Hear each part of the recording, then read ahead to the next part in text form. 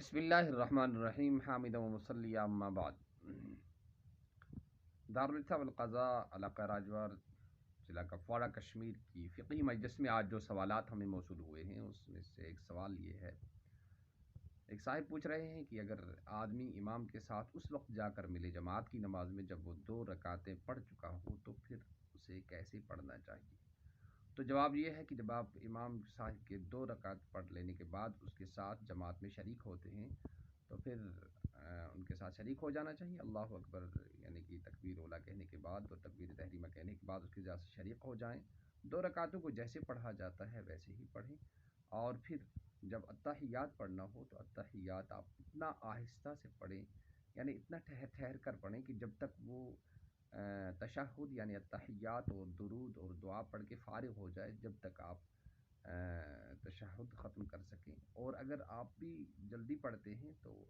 عبدہ و رسول پر پہنچ جاتے ہیں تو آگے نہ بڑھیے گا،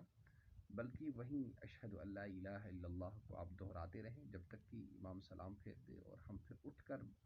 اپنی چھوٹی ہوئی رکعتیں جو ہیں جو ہمیں امام صاحب کے ساتھ نہیں ملی ہیں ان کو ادا کریں گے اور ان کو پورا کریں گے۔ اب جب پورا کریں گے تو پھر جب اٹھیں گے تو پہلی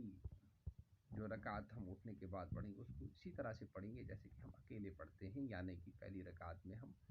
ثنا بھی پڑھیں گے اور سورہ فاتحہ بھی پڑھیں گے اور دوسری کوئی اور سورت بھی اس کے ساتھ ملائیں گے، اور پھر جو ہے چوتھی رکعت ہوگی اس میں بھی ہم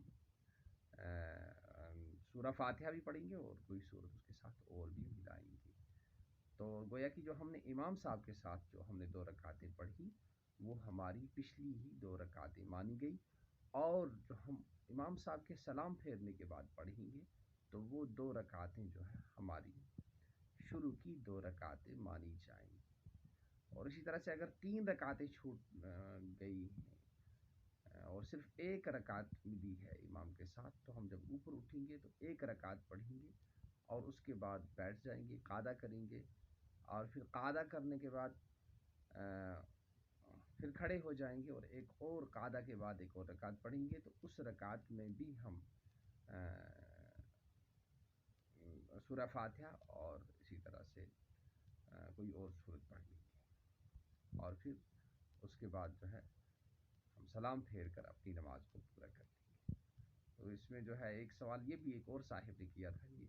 ہمیں اتحیات اور درود اور دعائیں سب پڑھنی چاہیے یا نہیں؟ اس کا جواب یہ ہے کہ نہیں، آپ صرف تشہد یعنی عبدہ و رسولہ تک پڑھیں، آگے نہ جائیں، اور اگر آپ جلدی پڑھتے پڑھتے آپ وہاں تک پہنچ جاتے ہیں اور ابھی امام صاحب نے سلام نہیں پھیرا ہے تو آپ کو وہی دہراتے رہنا چاہیے، یعنی اشہد ان لا الہ الا اللہ اشہد ان محمد، جب تک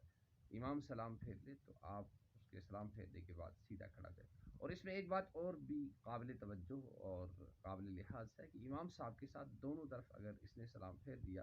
تو اس مسبوق کی یعنی جس کی رکعتیں چھوٹی ہیں اس کی نماز فاسد ہو جاتی ہے، اب اس کو دوبارہ نماز پڑھنی چاہیے،